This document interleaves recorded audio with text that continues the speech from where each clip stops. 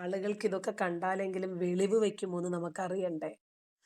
നോക്കൂ, ഇവിടത്തെ മുക്കാലുകൾ കാണുന്നുണ്ടോ ആവോ ഈ പോക്രിത്തരം. കഷ്ടം, മിണ്ടണ്ട. ആ ഓമ്പിയ മതേതരം തകരും. എല്ലാ പ്രാകൃത മതങ്ങൾക്കും പ്രാകൃത ആചാരങ്ങൾ മാത്രമേ ഉണ്ടാകൂ. ഇത് അറബി നാട്ടിലാണോ? ഇസ്ലാമിൽ പെണ്ണിന്റെ സമ്മതവും വേണം വിവാഹത്തിന്. കോപ്പ് വേണം. ഇതാരാണ് മുഹമ്മദേ? എൻ്റെ കൊച്ചുമോളാണോ? അല്ല കോയ, ഇത് ഞമ്മൻ്റെ പുതിയ ബീവിയാണ്. ഒരു ചെറിയ കുഞ്ഞിനെ വീൽ ചെയറിൽ ഇരുത്തിയേക്കുക. മമ്മദിന്റെ അതേ സ്വഭാവം. കിളവന് നല്ല ഫ്രഷ് തന്നെ വേണം. 60 വയസ്സുള്ള മമ്മദ് 6 വയസ്സുകാരിയെ കിട്ടിയതുപോലെ. കണ്ടോ, ആളുകൾക്ക് ബോധം. നമുക്ക് തന്നെ വേണ്ടത് നാറിയ മതാചാരം.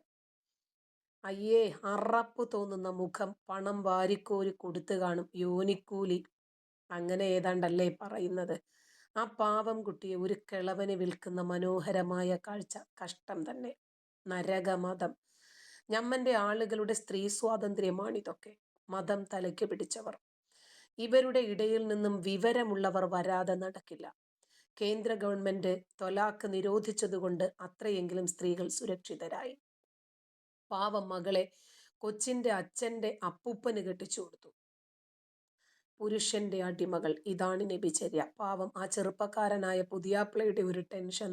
എൻ്റെ മക്കളെ, അങ്ങ് ഊപ്പിയിലോട്ട് നോക്കിയാൽ ഇതിലും വലുത് കാണാൻ പറ്റും. ചാണകം കണ്ടോ. ക്ഷീരമുള്ളോരകിടിൻ ചുവട്ടിലും ചോര തന്നെ കൊതുകിന് കൗതുകം. ആ പെൺകുട്ടിയുടെ ഇഷ്ടമില്ലാതെ നടത്തുന്ന വിവാഹം തടയണം, പോലീസ് ഇടപെടണം. കഴിഞ്ഞുപോയി എല്ലാം. പെണ്ണിന്റെ അപ്പൂപ്പന്റെ പ്രായമുണ്ടല്ലോ, വരനാണെന്ന് പറയുന്നു. അപ്പാപ്പന് കഷ്ടം. എന്തൊരു നാട്, എന്തൊരു മതം. ഈ ക്രൂരതയ്ക്ക് ഉത്തരമില്ലാതെ വിയർക്കുന്ന മതഭ്രാന്തന്മാരുടെ കൗണ്ടർ പോസ്റ്റ് തപ്പിയെടുക്കാൻ പെടുന്ന പാട്. സമാധാന മതത്തിലെ അനാശാസ്യാചാരം.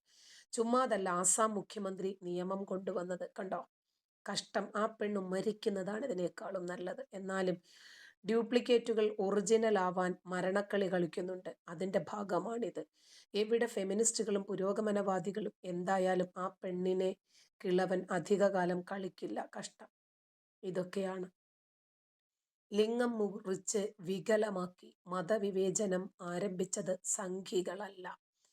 മീശ വടിച്ച് താടി നീട്ടി മതവിവേചനം ആരംഭിച്ചത് സംഘികളല്ല. കറുത്ത ചാക്കിലെ ശരീരം മൂടി മതവിവേചനം ആരംഭിച്ചത് സംഘികളല്ല. ഭക്ഷണത്തിൽ തുപ്പി ഹലാലാക്കി മതവിവേചനം ഉണ്ടാക്കിയത് സംഘികളല്ല. എതിർക്കുക മാത്രമാണ് സംഘികൾ ചെയ്തത്. ഇത്തരം തെണ്ടിത്തരം കാണിക്കുമ്പോഴൊക്കെ എന്തൊരു കഷ്ടമാണ്. ഇതിനൊക്കെ ഒരു അവസാനമില്ലേ? അപ്പോൾ നമ്മൾ മാനുഷികമായി ചിന്തിക്കുമ്പോൾ നമുക്ക് വിഷമം വരുന്നു. കാരണം നമുക്ക് മക്കളുണ്ട്.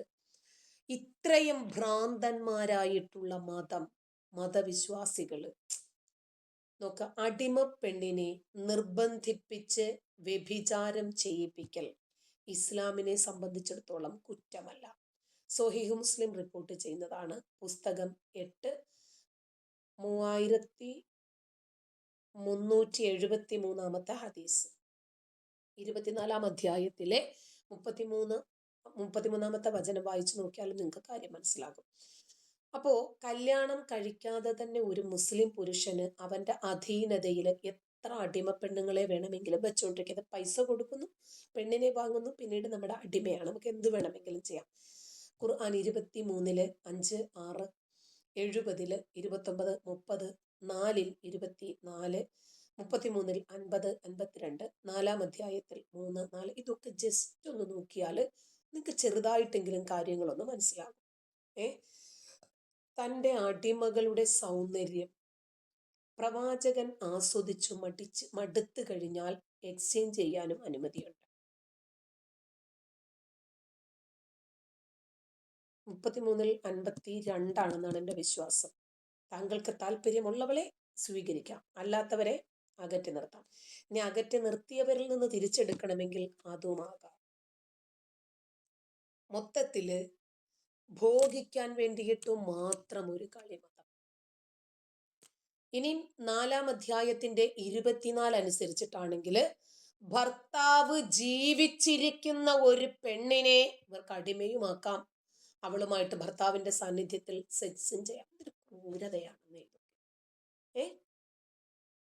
ഓ, കല്യാണം കഴിക്കാതെ എത്ര പെണ്ണുങ്ങളുമായിട്ട് വേണമെങ്കിലും അടിമഭോഗമെന്നും താൽക്കാലിക വിവാഹമെന്നും യോനിക്കൂലിയെന്നും ഒക്കെ പറഞ്ഞിട്ട്, അതുകൊണ്ടാണ് ഇതിനെ ഇങ്ങനെ പറയുന്നത്. സെക്സ് ഇസ്ലാം വേശ്യകളെ നിയമിക്കുന്നതിനു വേണ്ടി മുഹമ്മദ് തൻ്റെ അനുയായികളെ അനുവദിച്ചു.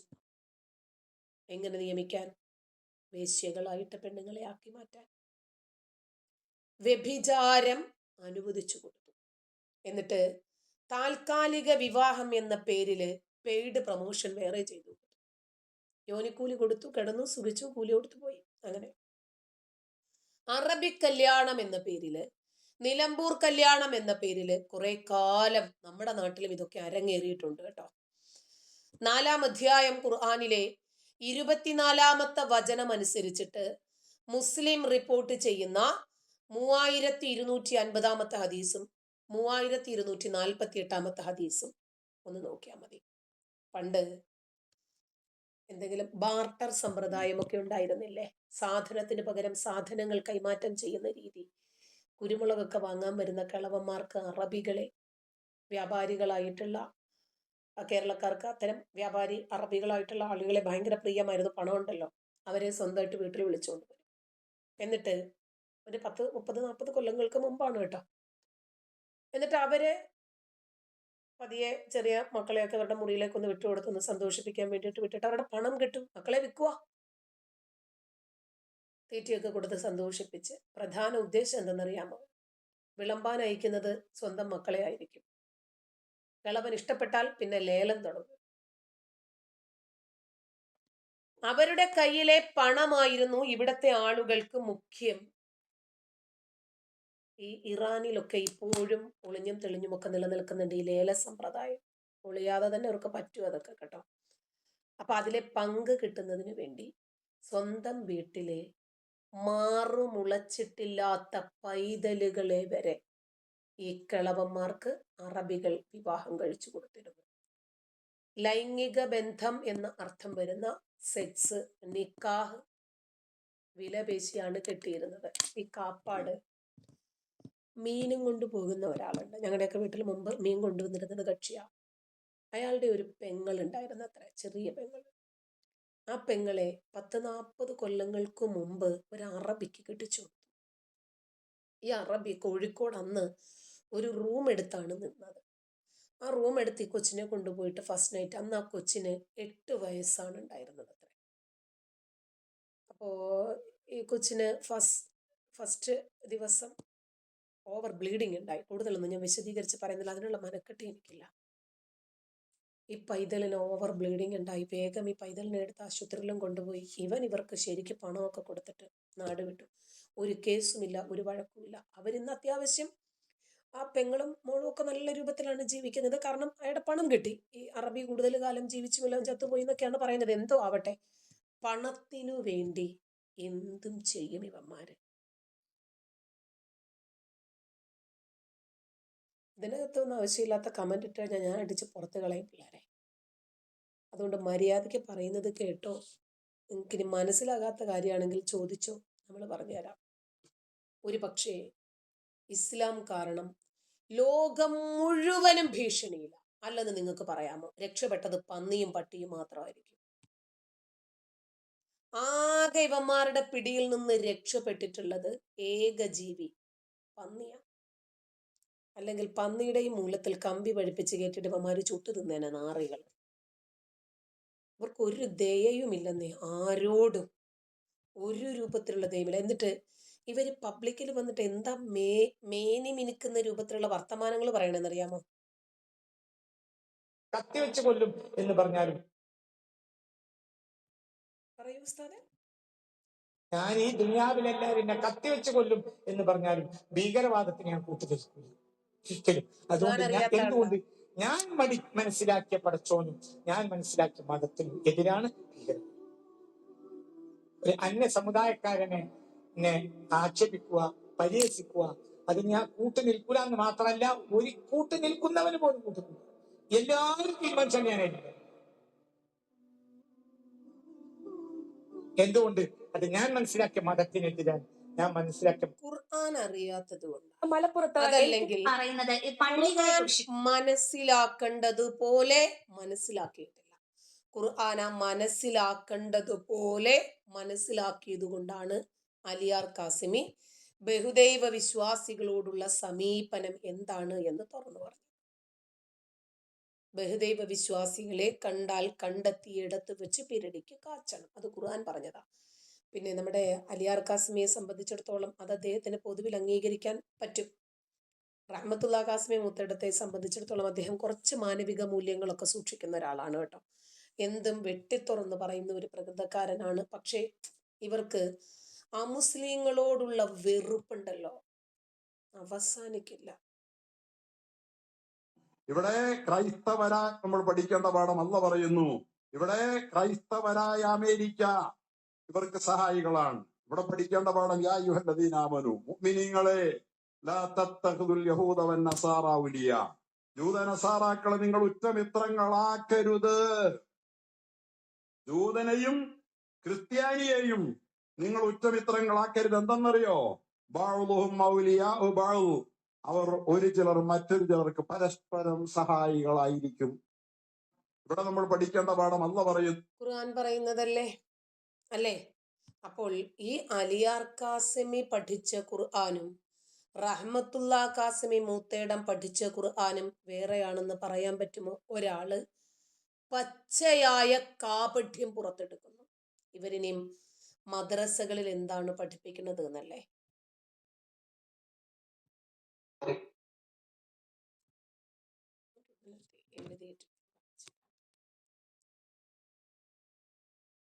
പൈതലുകളാണ്.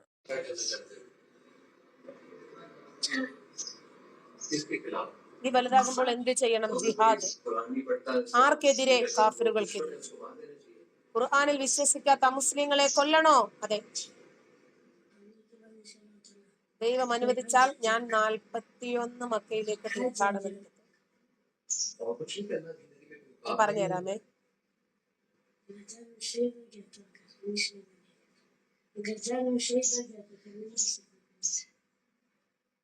Indoctrinated from the age of 8. അതായത് 6, 7, 8 വയസ്സുള്ള കുട്ടികളോട് ചോദിക്കുവാണ്, നിങ്ങൾ പഠിച്ചു വലുതായിട്ട് നിങ്ങൾക്ക് ആരാകണം? നിങ്ങൾ വലുതാകുമ്പോൾ നിങ്ങൾ എന്ത് ചെയ്യണം? ജിഹാദ്. കാഫിറുകൾക്കെതിരെയാണോ? അതെ. ഖുർആനിൽ വിശ്വസിക്കാത്ത മുസ്ലിങ്ങളെ നിങ്ങൾ കൊല്ലുമോ? അതെ. പടച്ചോൻ അനുവദിച്ചാൽ 41 മക്കയിലേക്ക് തീർത്ഥാടനം നടത്തും. നിങ്ങളുടെ ജീവിതത്തിന് മറ്റ് ലക്ഷ്യങ്ങളൊന്നുമില്ലേ? അഭിലാഷങ്ങളൊന്നുമില്ലേ? ഇല്ല. കാരണം ഞാനൊരു രക്തസാക്ഷിയായാൽ ഞാൻ അനശ്വരനാകും. Indoctrinated from the age of 8. 8 വയസ്സ്.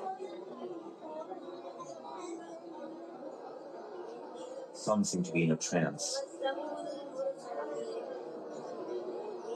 Mostly from disadvantaged backgrounds, these boys are placed here by families unable to take care of.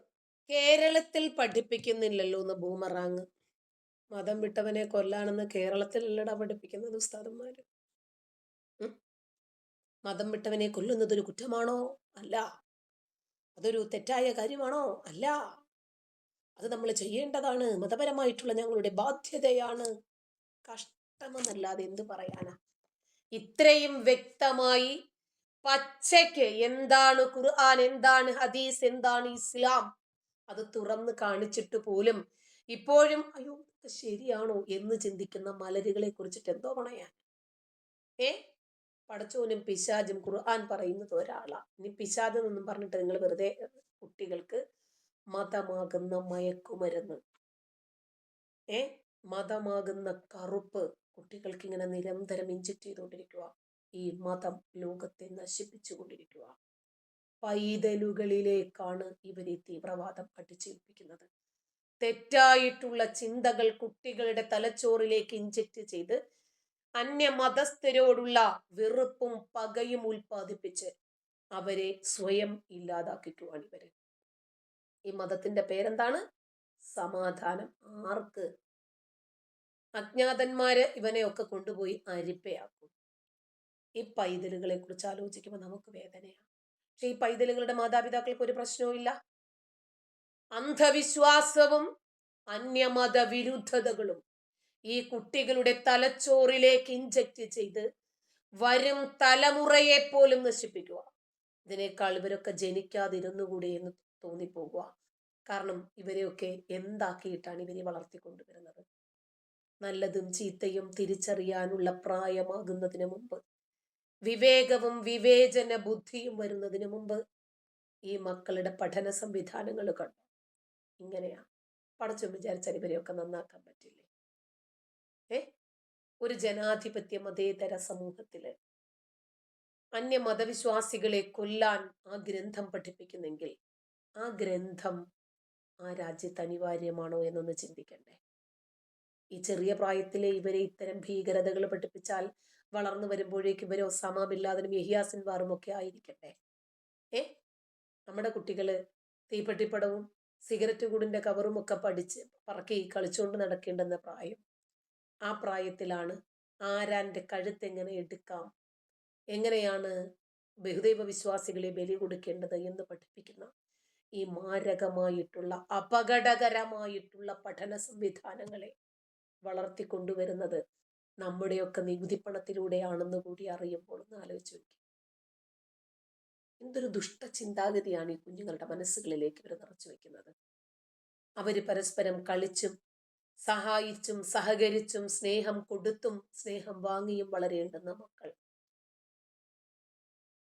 എന്നിട്ട് ഇസ്ലാം ഭയങ്കര സമാധാനമാണ്, ഇസ്ലാം ഭയങ്കര മുസ്ലിമിലുള്ളതൊക്കെ എന്തോ വലിയ കാരുണ്യമാണ് എന്ന് നിങ്ങൾ ഇസ്ലാമിന്റെ ബാലപാഠം അറിയാത്തവരോട് തള്ളിക്കോ മറിക്കരുത്. നിങ്ങളുടെ ഈ തള്ളിമറിക്കലുകളൊക്കെ നമുക്ക് വളരെ നന്നായിട്ട് അറിയാം. അവസരം കിട്ടിയാൽ കക്കും, അവസരം കിട്ടിയാൽ തീവ്രവാദികളാകും, കഴുത്തെടുക്കും, കൊലയാളികളാകും, കൊള്ളയടിക്കും, പറ്റിക്കും. അപ്പൊ കണ്ടില്ലേ, ബസ്സിലെ ക്ലീനറാണ് 4 വയസ്സുള്ള കുട്ടിയെ സീറ്റിന്റെ പിൻഭാഗത്ത് പിടിച്ചു കിടത്തി ലൈംഗികമായിട്ട് ആ കുഞ്ഞിനെ പീഡിപ്പിച്ചത്.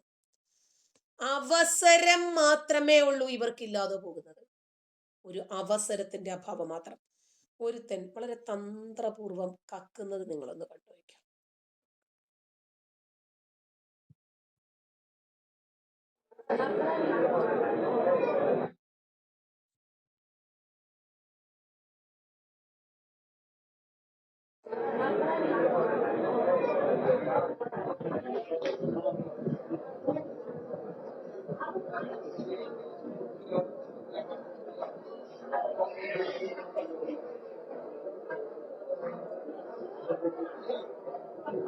CC ക്യാമറ ചതിച്ചു ഉസ്താദിനെ.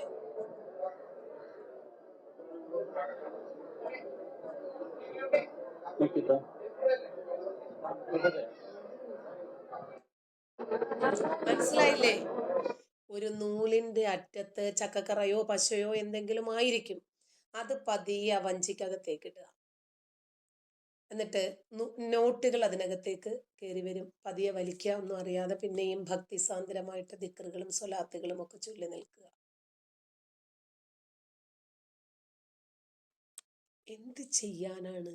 ഇവരെ പറയിപ്പിക്കുന്നത് ഇവരുടെ കൃത്യങ്ങളാണ്. ഇതൊക്കെ പിടിക്കപ്പെടുന്നുണ്ട് എന്ന് ഇവർ മനസ്സിലാക്കിയിട്ടും വീണ്ടും ഇവർ ഇതൊക്കെ തന്നെ ചെയ്യുന്നെങ്കിൽ ഇവരുടെ ലക്ഷ്യം ഇവര് മാത്രമുള്ള ഒരു ലോകമാണ്.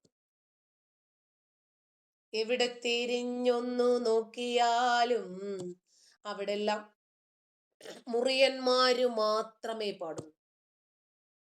അങ്ങനെ ഒരു മുറിയൻ ലോകം കെട്ടിപ്പടുക്കാൻ വേണ്ടിയിട്ട് ഇവര് പെടുന്ന പാടാണിതെല്ലാം. VS-ന്റെ വാക്കുകൾ കടമെടുത്താൽ, ഒരു 20 കൊല്ലം കഴിയുമ്പോൾ ഇന്ത്യ, കേരളം ഒരു മുസ്ലിം രാജ്യമാകും, ഭൂരിപക്ഷമാകും. അതിന് ചെറുപ്പക്കാരായിട്ടുള്ള ആളുകളെല്ലാം തന്നെ സ്വാധീനിച്ചിട്ട് പണം കൊടുത്തിട്ട് അവരെ മുസ്ലിം ആക്കുക, മുസ്ലിം യുവതികളെ കല്യാണം കഴിക്കുക, അങ്ങനെ മുസ്ലിം ജനിക്കുക. ആ തരത്തിൽ ഇങ്ങനെ മറ്റു സമുദായങ്ങളിൽ നിന്നെല്ലാം വ്യത്യസ്തമായിട്ട് മുസ്ലിം സമുദായത്തിന് ഭൂരിപക്ഷം ഉണ്ടാക്കുക എന്നുള്ള ഉദ്ദേശത്തോടു കൂടിയിട്ട് ഒരു നീക്കമാണ് ഇവർ നടത്തുന്നത്. മുസ്ലിം സമുദായത്തിന് ഭൂരിപക്ഷം ഉണ്ടാക്കാൻ വേണ്ടി ഇവര് ചെയ്യുന്നതാണ് ഇതൊക്കെ. ഇനി ആലോചിച്ച് നോക്കിയേ, കള്ളന്മാർ, കൊള്ളക്കാർ, ബലാത്സംഗികൾ, പീഡന വീരന്മാർ, ഇവര് മാത്രമുള്ള സുന്ദരമായ ഒരു ലോകം കെട്ടിപ്പടുക്കുന്നതിന് വേണ്ടി എന്താ ചെയ്യണമെന്ന് നോക്കി. ഇപ്പോ ഓസ്ട്രേലിയയില് സിഡ്നിയില് ബൂമറാങ് നിന്നെ തൂറിയിട്ട നിന്റെ തള്ളയെ വിളിക്കുന്ന ഭാഷ തെണ്ടി ഇവിടെ വന്ന് വിളിക്കരുത്. അടിച്ച് കരണം ഞാൻ പുകയ്ക്കും, ഇറങ്ങിപ്പോയിക്കോ, അല്ലെങ്കിൽ ഞാൻ ആട്ടി വിടും. പൊയ്ക്കോ, തന്തയ്ക്കും തള്ളയ്ക്കും വിളി കേൾപ്പിക്കാതെ പൊയ്ക്കോടാ അലവലാതി നാറികളെ. നിന്നെയൊക്കെ ആരാടാ ഇങ്ങോട്ട് വിളിച്ചത്? ഈ ഇവിടെ പറയണതൊന്നും ദഹിക്കത്തില്ലെങ്കിൽ നിന്നോടൊക്കെ ആരാടാ ഇങ്ങോട്ട് കയറി വരാൻ പറഞ്ഞത്? ഇസ്ലാമിന്റെ കൊണവധികാരമാണ് ഇവിടെ പറയുന്നതെന്ന് നീ കേട്ടില്ലേ? നീ കണ്ടില്ലേ? എടാ, ആദ്യം ലിംഗം കയ്യിന്ന് വിടറ നാറി ചെറ്റകളെ, എന്നിട്ട് തലച്ചോറ് കൊണ്ട് ചിന്തിക്കടാ അലവലാദികളെ. ഈ പറഞ്ഞതൊന്നും ഞാനല്ല, നിങ്ങൾ ഈ കണ്ടതും കേട്ടതും എല്ലാം നിന്റെ വർഗം ചെയ്യുന്നതാടാ.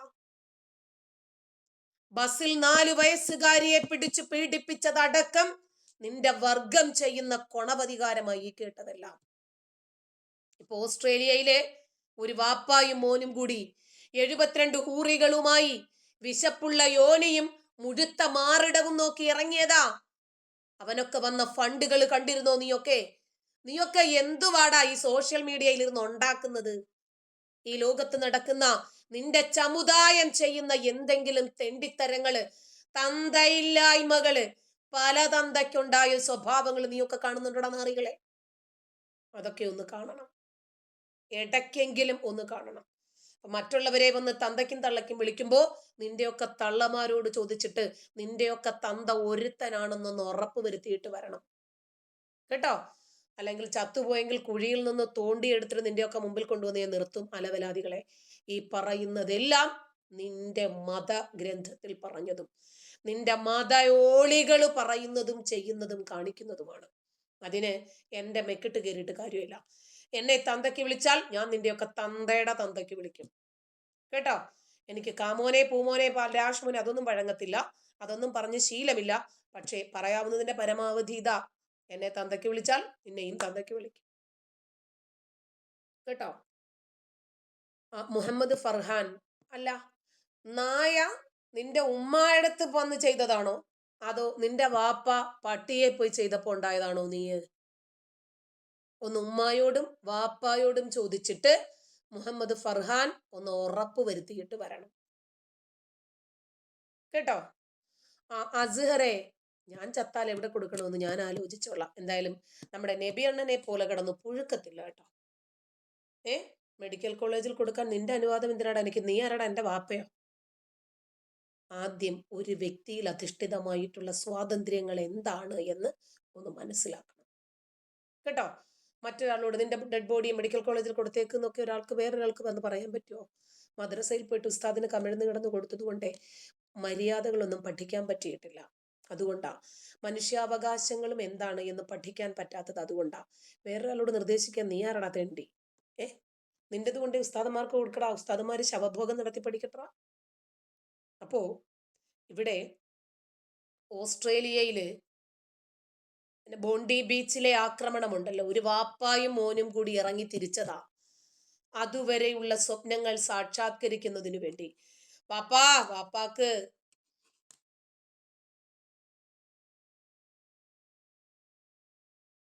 സുഹൈലെ നബിക്കൊരു വാപ്പയെ കൊണ്ടു കേട്ടാ. അത് കഴിഞ്ഞിട്ട് എൻ്റെ വാപ്പയെ അന്വേഷിച്ചാൽ മതി. അപ്പൊ വാപ്പാ, നമ്മൾ 2 പേരും നാളെ 72 ഹൂറികളുമായി സ്വർഗത്തിന്റെ ആരാമങ്ങളിൽ ആടിപ്പാടി നടക്കും വാപ്പാ. എന്ത് ചെയ്യാനാ? തൽക്കാലം നല്ല എക്സ്പീരിയൻസ്ഡ് ആയിട്ടുള്ള വാപ്പായെ മാത്രമേ ഹൂറിക്ക് വേണ്ടി വന്നു.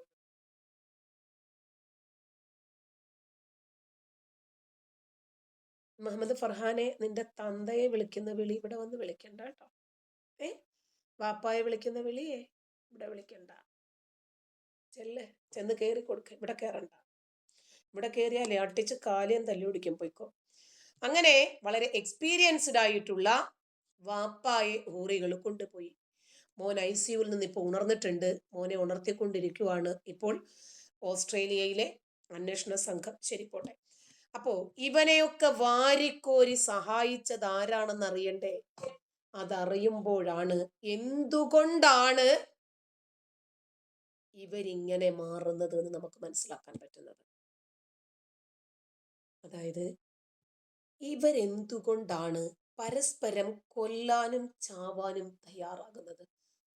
നിരപരാധികളായിട്ടുള്ള മനുഷ്യന്മാരോട് കലിമ ചൊല്ലാൻ ആവശ്യപ്പെട്ട് അവരെയൊക്കെ കൊല്ലാൻ, അല്ലാഹു അക്ബർ എന്ന് പറഞ്ഞ് അവർക്ക് നേരെ വെടിയുതിർക്കാൻ ഒരു 24-കാരനും തന്തയുമൊക്കെ എന്തുകൊണ്ടാണ് തയ്യാറാകുന്നത് എന്നറിയണമെങ്കിൽ 2 കാര്യങ്ങളാണ്.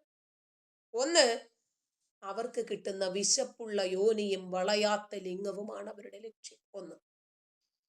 രണ്ടാമത്തെ കാര്യം, ഇവിടെയും കിട്ടും ഇവർക്ക് അതൊക്കെ തന്നെ. മനസ്സിലായോ?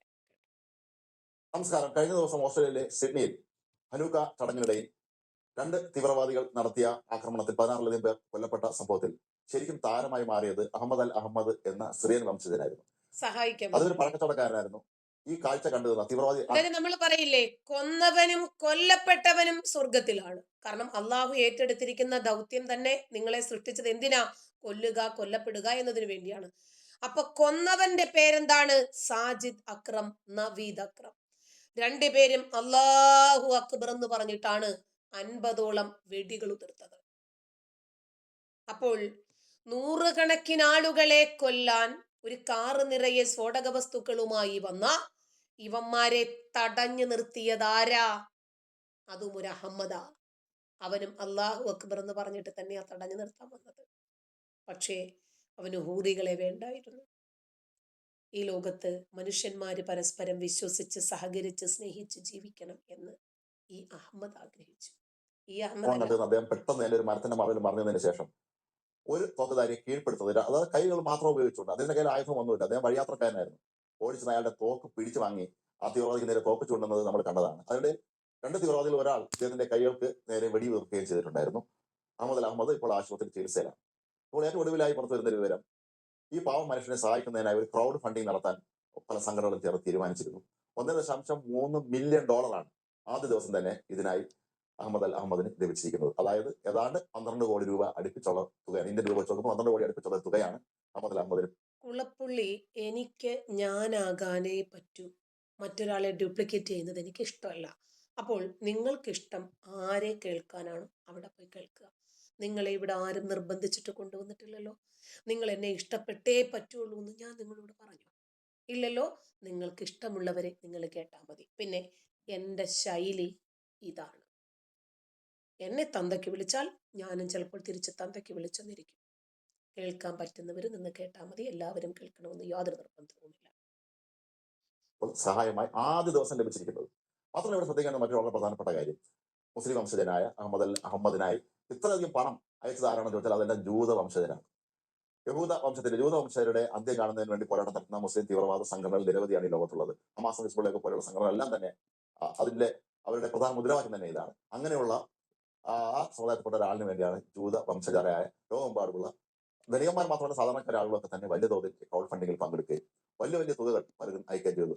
അമേരിക്കയിലെ ഒരു ജൂത വംശജനായ വൻകിട ബിസിനസ്സുകാരൻ $66,000 അയച്ചു കൊടുത്തത്. ഇങ്ങനെ ലോകത്തിന്റെ വിവിധ ഭാഗങ്ങളിൽ. മനസ്സിലായോ? ഇവിടെയും കോടികൾ കിട്ടും. ഈ കോടികൾ കൊണ്ട് കുടുംബത്തിന് സന്തോഷമായിട്ട് ജീവിക്കാം. ഇവനൊക്കെ ചത്തു കഴിഞ്ഞാൽ അവിടെ കിട്ടുന്നത് വേറെ. ജീവിച്ചിരിക്കുന്നവർക്ക് കോടികൾ കിട്ടും, ചത്തുപോയാൽ ഇവനൊക്കെ അവിടെ കോടിക്കണക്കിന് പെണ്ണുങ്ങളെയും കിട്ടും. ഈ ഇദ്ദേഹത്തിനുള്ള സഹായ പ്രവാഹം തുടരുകയാണ്. കാരണം സ്വന്തം ജീവൻ പണയം വെച്ചുകൊണ്ടാണ് ഈ അഹമ്മദ് അൽ അഹമ്മദ് ഈ കൃത്യത്തിന് മുതിർന്നത്. അദ്ദേഹത്തിന് ആളുകളെ കീഴ്പ്പെടുത്തി. ഈ അഹമ്മദ് എന്ന് പറയുന്ന വ്യക്തിക്ക് ഓസ്ട്രേലിയ വലിയ രൂപത്തിലുള്ള സഹായം വാഗ്ദാനം ചെയ്തിട്ടുണ്ട്. ഇപ്പോൾ ഇതാ കിട്ടിക്കൊണ്ടുമിരിക്കുന്നു. ആളുകളും ഒരുപാട് സ്പോൺസേഴ്സ് ആയിട്ട് വരുന്നുണ്ട്. കാരണം ഒരായുധവും ഇല്ലാതെ നിരായുധനായിട്ട് ഇവരെയൊക്കെ രക്ഷപ്പെടുത്താൻ വേണ്ടിയിട്ട് പോയല്ലോ. സാക്കിർ നായിക്കിനെ പോലെയുള്ള, MM അക്ബറിനെ പോലെയുള്ള, മുജാഹിദ് ബാലുശ്ശേരിയെ പോലെയുള്ള ആളുകൾ എങ്ങനെ കോടീശ്വരന്മാരായിട്ട് ജീവിക്കുന്നു എന്നാണ് നിങ്ങളൊക്കെ മനസ്സിലാക്കുന്നത്. ഇപ്പൊ മനസ്സിലായോ? അതുകൊണ്ടാണ് ഇവർക്കു വേണ്ടി, പണത്തിനു വേണ്ടി ഇരുമ്പ് നിക്കറിടാൻ ഇവർ തയ്യാറാകുന്നത്. നിങ്ങൾ ആലോചിച്ച് നോക്കിയ, പഠിച്ച് ഡോക്ടർമാരായ കുറച്ചാണ് റിസിൻ എന്ന് പറയുന്ന ദ്രാവകം ഉൽപ്പാദിപ്പിച്ച മുസ്ലിങ്ങളെ കൊല്ലാൻ തയ്യാറെടുക്കുന്നു. പിടിക്കപ്പെട്ടാൽ ഇവർക്ക് കിട്ടാൻ പോകുന്നത് എന്താണെന്ന് ഇവർക്ക് അറിയാമല്ലോ. എന്നിട്ട് ഇവർ ഇതിന് തയ്യാറാകുന്നത് എന്തിനാ? കോടികൾ ഇവിടെ കിട്ടും, ചത്തു കഴിഞ്ഞാൽ അവിടെ ഹൂറികളും കിട്ടും. അല്ലെങ്കിൽ കായിക അഭ്യാസം ഒന്നും അറിയുന്ന ആളല്ല, ഇതിന് തോക്ക് ഉപയോഗിക്കാൻ അറിയുന്ന ആളായിരുന്നില്ല. എന്നിട്ടും എത്രയോ മനുഷ്യരെ ഇവർ കൊന്നുള്ളത് കണ്ട് സഹിക്കാനാവാതെ ആ മനസാക്ഷി കൊണ്ട് മാത്രം ചാടി വീണ് ഈ മനുഷ്യനെ പിടികൂടി അയാളെ കഴുത്തിന് പിടിച്ച് കീഴ്പ്പെടുത്തിയതിനു ശേഷം അയാളെ തോക്ക് പിടിച്ചു വാങ്ങുന്ന ആ രംഗം നമ്മളെല്ലാവരും കണ്ടതാണ്. ശരിക്കും പറഞ്ഞാൽ നമ്മൾ സിനിമയിൽ പോലും ഇത്തരം രംഗങ്ങൾ കാണാൻ നമുക്ക് രോമാഞ്ചത്തോടെ, നമുക്ക് അല്പം ഭയത്തോടു കൂടി മാത്രമേ ഈ രംഗം കാണാൻ കഴിയുള്ളൂ. അതേസമയം രണ്ട് തീവ്രവാദികൾ ഒരാൾ അഹമ്മദ് വെടിവെക്കുമ്പോഴും ഒക്കെ തന്നെ അദ്ദേഹം ധീരമായി പോരാടുകയാണ്. ഇത് മനുഷ്യ മനസാക്ഷി അല്ലെങ്കിൽ നമ്മള് പഹൽഗാം ഭീകരാക്രമണം നടന്ന സമയത്ത് ഒരു വെടി ഉതിർക്കുമ്പോൾ അതിന്റെ സിപ്പ് ലൈൻ ഓപ്പറേറ്റർ അല്ലാഹു അക്ബർ എന്ന് പറഞ്ഞതാണ് നമ്മൾ കേട്ടത്. ഇവരൊക്കെ ഭയങ്കര ചെയിനാണ്.